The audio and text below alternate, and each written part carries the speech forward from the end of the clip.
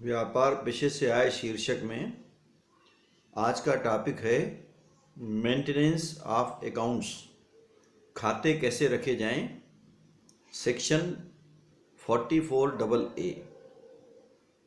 खाते रखने के संबंध में व्यापार अथवा पेशे को 3 भागों में बांटा गया है।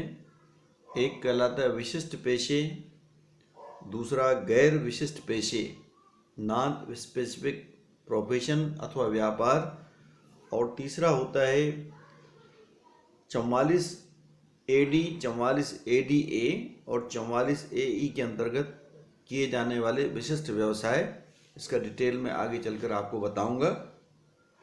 विशिष्ट पेशे का जहाँ तक संबंध है, वकालत, चिकित्सा, इंजीनियरिंग, आर्किटेक्ट कहते हैं, लेखाकर्म, अकाउंटेंट, तकनीकी सलाहकार, आंतरिक साज सज्जा, फिल्म कला इत्यादि व्यवसायी आते हैं।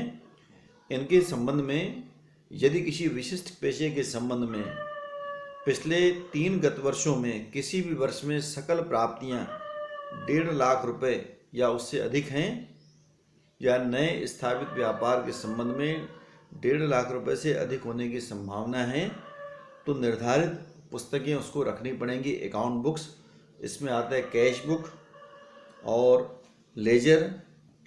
25 रुपये से अधिक की जो कार्बन प्रतियां रखनी पड़ेंगी। प्राप्त मूल बिल, ओरिजिनल जो वाउचर्स हमको मिलते हैं, और 50 रुपये से अधिक की खर्च की रसीद हमको रखनी पड़ेगी। ये हुआ आपका विशिष्ट पेशे के संबंध में। गैर विशिष्ट पेशे अथवा व्यापार के अंतर्गत जो लोग आते हैं, उनमें पिछले 3 गत वर्षों में किसी भी वर्ष में ऐसे व्यापार की यदि शुद्ध आय, व्यापार की आय 1,20,000 रुपये से अधिक है, कर्णधारण वर्ष 18-19 से एकाकी व्यवसायी और संयुक्त हिंदू परिवार की दशा में 1,20,000 की राशि को 2.5 लाख रुपए कर दिया गया है। 2.5 लाख रुपए से शुद्ध आय या शुद्ध लाभ अधिक होता है तो उसको अकाउंट बुक्स रखने पड़ेंगे, अथवा जिनकी कुल आवर्त, टोटल टर्नओवर, सकल प्राप्तियां 10 लाख रुपए सामान्य व्यक्ति की दिशा में, एक व्यक्ति और HUF की दिशा में 25 लाख रुपए से अधिक हैं, तो उनको इसके अंतर्गत अकाउंट बुक्स रखना अनिवार्य है। एक तीसरा कहलाता है पात्र व्यवसाय। इसमें 44 AD, 44 AE और 44 ADA, इसको आगे चलकर एक छोटे से चैप्टर के अंतर्गत पढ़ेंगे हम लोग। व्यापार की आय इसमें आय मानी गई है आजकल 5 करोड़ रुपए तक। यदि कोई इसके अंतर्गत व्यवसाय करता है तो अपनी आय को एक फिक्स % मानकर अपनी इनकम मान सकता है।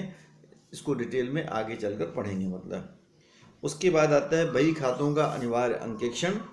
44 AB के अंतर्गत compulsory audit of account books.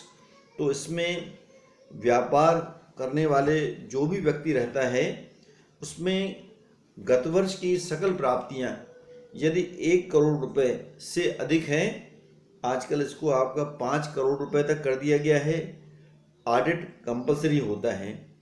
गत वर्ष के दौरान सभी प्राप्तियों का कुल योग ऐसी प्राप्तियों के 5% से अधिक प्राप्त नहीं होता है।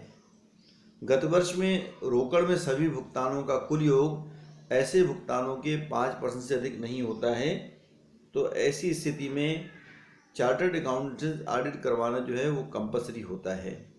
44 AD और ADA, 44 AE के अंतर्गत अलग से मतलब आपका छूट इसके अंतर्गत प्रदान की गई है। ये बहुत सारे नियम मैंने व्यापार पेशे से आय के संबंध में आप लोगों को क्लियर किए हैं।